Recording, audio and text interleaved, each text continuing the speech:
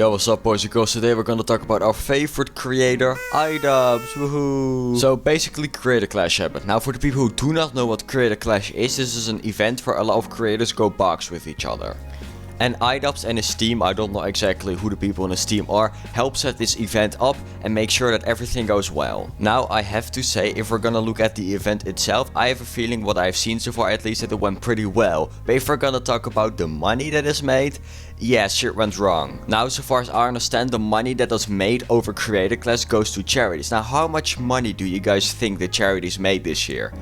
Exactly $0 dues. So Creator Clash made $0. No, that's not true. They made minus $250,000. Anisha's gonna have to sell a lot of pictures to solve this problem.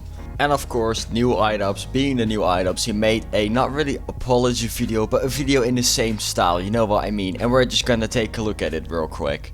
For Creator Clash 2, despite it being a fun event and despite good fights and a lot of creators sacrificing a lot of time, money, and energy, we lost $250,000 on the event. What I just don't understand is how they accidentally miscounted / misplanned for $250,000. That's not a small amount of money, that's a lot of fucking money. So how did it, like normally when you plan an event you would like say spend 50% of what you expect to make on the event. This way if you were to like miscount it by 30% you would still not lose money over it. But of course I do not know what happened behind the scenes. Maybe they did this and they just got really unlucky with the event. I foolishly thought that the success of last year should be a minimum, a minimum for what we are able to do this year. And that wasn't true. There was a lot more to think about. I thought, okay, we're bringing on more talent, we're bringing on more creators. That should translate to more pay-per-view buys. We're inviting more creator guests. I think that should translate to more pay-per-view buys. This is our second time doing the event, so more people are going to know about it, so I thought that would translate to pay-per-view buys. But we did half as well as we did the first year.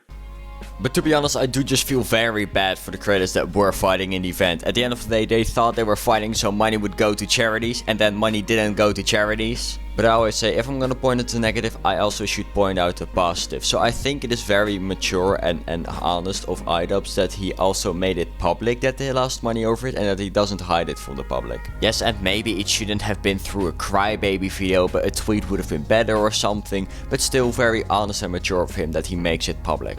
The other fighters were, hoping that their charities got represented. And the thing is, it's not like they went there one night to do the boxing event, right? A lot of fucking preparation goes before the entire event. It is not that you go there without training, right? You need to train a lot before you're gonna box someone. And that time that you spend training, you can't spend our content. And this is how most of those creators make their money. Amongst the 800 pirated streaming sites, there were between 1.3 and 3 million viewers. So even though there were around 50,000 pay-per-view buys, there were around 1.3 to 3 million viewers. Now let's do some math here. You say 1.3 to 3 million people watch the stream. Let's make that 2 million, that's around in the middle, right? And you take 50,000, that's 2.5% of the 2 million people that watched paid for it. That's not a lot now, is it? I don't know if you can do much about it, but that's a big problem. There's only 2.5% of the people that watch the live stream pay for it. Yes, of course you're not gonna make a lot of money. And that's a little bit reassuring. It makes me feel like, okay, people maybe do want to watch this. They just didn't, they just either couldn't afford it or just didn't want to support what I had going on. Or they just didn't feel like paying for it and didn't when they saw an option where they didn't have to. This is not very complicated idubbbbz. When people get a free version of something and a paid version and they offer exactly the same, everyone is gonna go for the free version.